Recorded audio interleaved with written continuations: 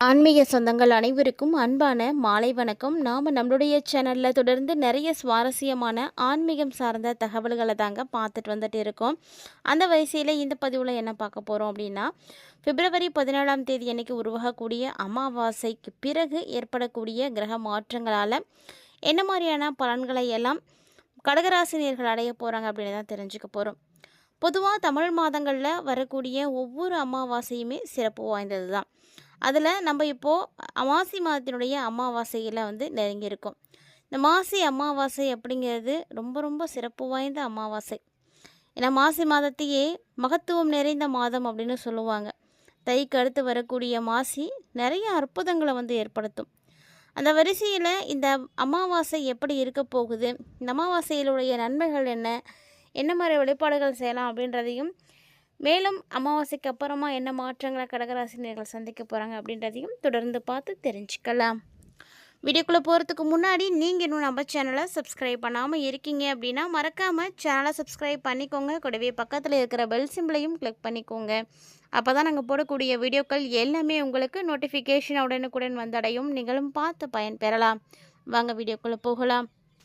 நம்முடைய குலத்தை காக்கும் குலதெய்வத்துக்கு உரிய நாள் அமாவாசை. இந்த அமாவாசை பார்த்தீங்கன்னா முன்னோர்கள் வழிபாடு செய்கிறதுக்கும் ஏற்ற ஒரு நாள். சிவனுக்கு உகந்த நாள்னு சொல்லக்கூடிய மகா சிவராத்திரி பார்த்திங்கன்னா நேத்திக்கு முடிஞ்சது, ஞாயிற்றுக்கிழமை 15ஆம் தேதி அன்னைக்கு. அதாவது நேற்று இரவு முழுவதும் விழித்திருந்ததினால் கண்டிப்பாக சிவனுடைய பரிபூரணமான அருள் கிடைக்கும். எம்பெருமான் ஈசனை நினைத்து நேற்று விழித்திருந்தவர்கள் அனைவருடைய வாழ்க்கையிலையும் அற்புதம் நிகழும். சிவனுடைய அருள் கிடைக்கும் அப்படிங்கிறது ஐதீகம். அப்படின்றதுனால பலரும் பார்த்திங்கன்னா விடிய விடிய முழிச்சிருப்பாங்க. அதை தொடர்ந்து பார்த்திங்கன்னா நாளைக்கு அமாவாசை. மாதந்தோறும் வரக்கூடிய அமாவாசை தினத்தில் முன்னோர்களை வழிபாடு செய்கிறது அப்படிங்கிறது ஒரு சிறந்த ஒன்று. அந்த வகையில் செவ்வாய்க்கிழமை வரக்கூடிய மாசி மாத அமாவாசை. அமாவாசை திதி எப்போ வந்தாலுமே ஒரு குறிப்பிட்ட ஒரு சில மாதங்களில் வரும் பொழுது கூடுதல் சிறப்புகளோடு தான் இருக்கும். அதில் முக்கியமானது அப்படின்னா தை அமாவாசை, ஆடி அமாவாசை, புரட்டாசி அமாவாசை இதெல்லாம் முக்கியம் அப்படின்னு சொல்லுவாங்க. இதே போல தான் இந்த மாசி மாத அமாவாசையும் தனி சிறப்பு வாய்ந்தது. ஏன்னா ஒரு வருடம் எடுத்து பார்க்கும் பொழுது ஒவ்வொரு மாதம் அமாவாசை. அப்போ 12 மாதங்களுக்கு 12 அமாவாசை வரும். அமாவாசை திதிக்கு அதிபதியாக இருக்கக்கூடியவர்களே முன்னோர்கள் தாங்க. அவங்களால மட்டும்தான் இந்த அமாவாசை வழிபாடுகள் நடக்குது. ஒவ்வொரு மாதமும் அமாவாசை தினத்தில் முன்னோர்களுக்கு சிறப்பு தூபம் காட்டி தியானம் செய்து அன்னதானம் செய்து வழிபாடு செய்கிறது உங்களுடைய குடும்பத்துக்கே நல்லது. ஒரு வருஷத்துக்கு 96 தர்ப்பணங்கள் கொடுக்கணும் அப்படின்னு சாஸ்திரங்கள் சொல்லுது. அதன்படி மாதந்தோறும் வரக்கூடிய அமாவாசை ஒவ்வொரு தமிழ் மாத பிறப்பு, கிரகண காலங்கள், திதி இது மாதிரி ஒவ்வொரு நாளுமே, அதாவது 15 நாட்களுக்கு ஒரு முறை அப்படின்னு ஒரு 96 தர்ப்பணங்கள் கொடுக்கணும் அப்படின்னு சொல்லப்பட்டிருக்கு. அப்படி பார்க்கும் பொழுது மாசி மாதத்தில் வரக்கூடிய இந்த அமாவாசை நாளில் முன்னோர்களுக்கு தர்ப்பணம் கொடுக்கறது சிறப்பானது. இந்த நாளில் அதிகாலையில் எழுந்து நீராடி விரதம் இருந்து முன்னோர்களை வழிபாடுகள் செய்யணும். ஆறு, குளம், கடல் இது மாதிரி எங்கே வேணாலும் நீங்கள் புனித நீராடுகள் ஆடலாம். உங்களுக்கு ரொம்ப முக்கியம் பார்த்திங்கன்னா இந்த நாளில் முன்னோர்களுக்கு தர்ப்பணம் கொடுக்கணும். சாயந்தர நேரத்தில் குலதெய்வத்தை வழிபட்டு விரதத்தை நிறைவு செய்துக்குங்க. அதாவது மாலையில் வீட்டு வாசலில் மாவிளை தோரணம் கட்டி குலதெய்வத்தை வழிபாடு செய்தீங்க அப்படின்னா முன்னோர்களுடைய ஆசி கிடைக்கும். முன்னோர்களுடைய மனசை குளிர்விச்சு அவங்களுடைய ஆசைகளை பெற்றதோடு இல்லாமல் அந்த தினத்தில் குலதெய்வத்தினுடைய அருளையும் பெற முடியும். அமாவாசை நாள் அப்படிங்கும்போது முன்னோர்களுக்கு தர்ப்பணம் கொடுத்து வழிபாடு செய்கிறது நல்லது. யாரெல்லாம் தர்ப்பணம் கொடுக்குறீங்களோ அவங்களுடைய பாவங்கள் மட்டும் இல்லைங்க, அவருடைய முன்னோர்கள் பல தலைமுறைகளாக செய்த பாவங்கள் கூட தீர்ந்துடும். அவங்களுடைய ஆன்மா நற்கதி அடையும். முன்னோர் வழிபாட்டை மேற்கொள்கிறதுனால குடும்பத்துக்கு ஒற்றுமை கிடைக்கும், பிரச்சனைகள் நீங்கும், திருமண தடை நீங்கும், தோஷங்கள் இருந்தால் நீங்கும், குலம் செழிக்கும், குழந்தை பேர் இல்லாதவங்களுக்கு குழந்தை பேர் கிடைக்கும், நல்ல அதிர்ஷ்டங்கள் கிடைக்கும் அப்படின்னு நம்பப்படுது. அது மட்டும் இல்லாமல் இந்த மாசி அமாவாசை நாளில் நதிகளில் கரைகளில் தெய்வங்கள் வசிப்பாங்க. ஸோ 3 நதிகள் சங்கமிக்கக்கூடிய இடத்துல நீராடுறது ரொம்ப நல்லது. அனைத்து பாவங்களும் போக்கும் அப்படின்னு ஆன்மீக பெரியவர்கள் சொல்லியிருக்காங்க. இந்த மாசி மாத அமாவாசை அவிட்டம் நட்சத்திரத்தோடு இணைந்து வரதுனால தர்ப்பணம் கொடுக்கறது பித்ருக்களுக்கு அளவில்லாத மனமகிழ்ச்சியை கொடுக்கும். அது மட்டும் இல்லைங்க, அன்றைக்கி நீங்கள் தான தர்மங்கள் செய்யுங்க. தானம் அப்படின்னு எடுத்து பார்க்கும்பொழுது உணவு, தண்ணீர், உடை இப்படி எது வேணாலும் நீங்கள் தானம் செய்யலாம். தானம் செய்கிறது பல ஆண்டுகள் பித்ருக்களுக்கு நீங்கள் சிராத்தம் செய்த பலன்களை கொடுக்கும். மறக்காமல் இந்த நாளில் தானங்கள் செய்து உங்களுடைய பாவங்களை எல்லாம் போக்கிக்கோங்க. ரொம்ப முக்கியமான அமாவாசை, தவற விட வேண்டாம். அப்படி ஒருவேளை தவற விட்டால் அடுத்த வருடம் வரைக்கும் நீங்கள் காத்திருக்கிற மாதிரி இருக்கும். இது மாதிரி முக்கியமான அமாவாசைகளில் நீங்கள் செய்யக்கூடிய விஷயங்களை முறைப்படி தெரிஞ்சுக்கிட்டு நீங்கள் செய்தீங்க அப்படின்னா கட்டாயம் உங்களுக்கு முன்னோர்களுடைய ஆசையும் கிடைக்கும், குலதெய்வத்தினுடைய ஆசையும் கிடைக்கும். இந்த மாசி அமாவாசையை பற்றி நிறைய விஷயங்களை பார்த்துருப்பீங்க. இதைத் தொடர்ந்து என்ன மாதிரியான மாற்றங்களானது கடகராசினியர்களுடைய வாழ்க்கையில் நிகழப்போகுது அப்படின்றதையும் தொடர்ந்து பார்த்து தெரிஞ்சுக்கலாம். வீடியோக்குள்ளே போகிறதுக்கு முன்னாடி நீங்கள் இன்னும் நம்ம சேனலை சப்ஸ்கிரைப் பண்ணாமல் இருக்கீங்க அப்படின்னா மறக்காமல் சேனலை சப்ஸ்கிரைப் பண்ணிக்கோங்க. கூடவே பக்கத்தில் இருக்கிற பெல் சிம்பிளையும் கிளிக் பண்ணிக்கோங்க. அப்போ தான் நாங்கள் போடக்கூடிய வீடியோக்கள் எல்லாமே உங்களுக்கு நோட்டிஃபிகேஷனை உடனுக்குடன் வந்தடையும். நீங்களும் பார்த்து பயன்பெறலாம். வாங்க வீடியோக்குள்ளே போகலாம். கடகராசியை சார்ந்தவங்களாக இருக்கீங்க அப்படின்னா இந்த காலகட்டங்களில் உங்களுக்கு நிறைய மாற்றங்கள் கிடைக்கும்.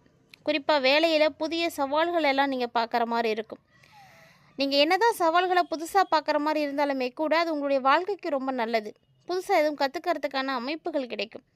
ஒரு சிலருக்கு உடல்நலம் தொடர்பான பிரச்சனைகளானது வரத்துக்கு வாய்ப்பு இருக்குது. வேலை அழுத்தம் கொஞ்சம் அதிகமாகவே இருக்கலாம். வேலையில் அதே மாதிரி பொறுப்புகளும் பார்த்திங்கன்னா அதிகரிக்கத்தான் செய்யுமே தவிர எந்த வகையிலுமே உங்களுக்கு குறையாது.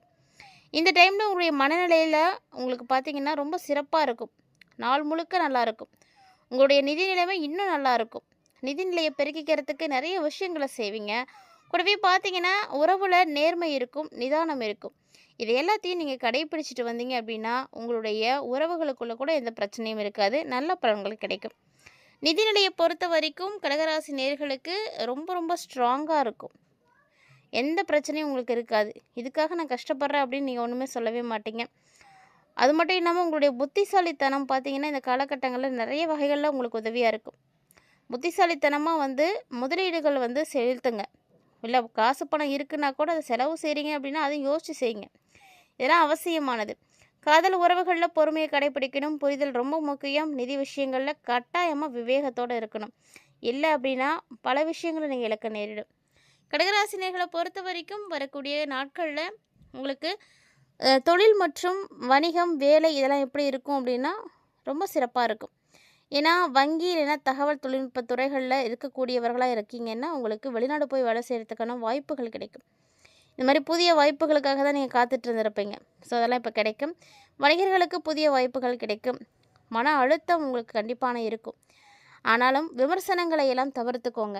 4 பேர் 4 விதமாக பேச தான் செய்வாங்க. அதெல்லாம் காதில் வாங்கிக்காமல் முன்னேற்றத்தை மட்டுமே நீங்கள் குறிக்கோளாக வச்சுக்கிட்டு உங்களுடைய பாதையை நோக்கி நீங்கள் பயணத்தை எடுங்க. கட்டாயமாக உங்களுக்கு நல்ல மாற்றம் கிடைக்கும். நிதிநிலையும் பார்த்திங்கன்னா உங்களுக்கு ரொம்ப நல்லாவே இருக்குது. எப்படியாப்பட்ட பெரிய விஷயங்களுக்காக நீங்கள் நிதி முடிவுகளை எடுக்கிறீங்களோ யோசித்து எடுக்கணும். இல்லையா இந்த மாதத்தில் இந்த மாதிரியான முக்கியமான முடிவுகளை எடுக்காதீங்க, தவிர்த்துக்கோங்க. ஒரு சிலருக்கு பண்ணிதுன்னா பணம், சொத்து இது தொடர்பாக குடும்பத்துக்குள்ளேயே பிரச்சனை வரும். சொத்து பிரச்சனை அப்படிங்கிறது வந்துருச்சு அப்படின்னா குடும்பத்துக்குள்ளே பிரிவுகள் ஏற்பட்டுடும். ஸோ அதனால் அலுவலக அரசியலுக்கு நீங்கள் பலியாகிறதுக்கான வாய்ப்புகள்லாம் இருக்கும். குறிப்பாக எச்சரிக்கையாக இருந்துக்கோங்க. என்ன தான் உங்களுக்கு பிரச்சனைகள் வருதோ அதுலேருந்து எப்படிலாம் வெளியில் போகலாம் அப்படின்றத யோசிங்க. தேவையில்லாமல் போய் மாட்டிக்காதீங்க. இந்த மாதம் செழிப்பு உங்கள் பக்கம் இருக்குது. ஆனால் செலவுகள் அப்படின்றது இருக்குது. இந்த செழிப்பு அப்படின்றது பார்த்திங்கன்னா வருமானத்துக்கான அறிகுறி. அப்போ உங்களுக்கு வருமானம் கிடைக்கும் பொழுது எவ்வளோ செலவுகள் வந்தாலும் அதை உங்களால் சமாளிக்க முடியும். சமாளித்து உங்களுடைய வேலைகளை நீங்கள் செய்வீங்க. அதே ஸோ கடகராசிக்காரங்களுக்கு பார்த்திங்கன்னா சோர்வு நிலை அப்படின்றது உருவாகும். அந்த சமயத்தில் உங்களுடைய பெற்றோர்கள் உங்களுக்கு துணையாக இருப்பாங்க.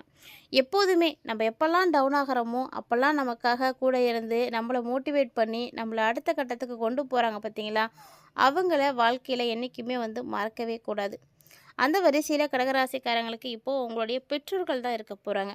அதனால் உங்களுடைய பெற்றோர்களை கண்ணும் கருத்துமாக பார்த்துக்கோங்க. ஸோ அவங்களுடைய வாழ்க்கையை நல்லபடியாக வச்சுருக்கிறதுக்கு நீங்கள் அவங்களுக்கு வேண்டிய உதவிகள் எல்லாம் செய்யுங்க. மேலும் இந்த காலகட்டங்களில் பார்த்திங்கன்னா நிறைய அற்புதங்கள் உங்களுக்கு நிகழப்போகுது. இதுதான் உங்களுக்கு நல்லது, இதெல்லாம் உங்களுக்கு ஆகாது அப்படின்னு சொல்கிற மாதிரி ஒன்றுமே இல்லை. ஸோ இருந்தாலும் பெற்றோர்களுக்கான நேரத்தை ஒதுக்குங்க. அவங்களுக்கு தேவையானதை செய்து சந்தோஷப்படுத்துங்க.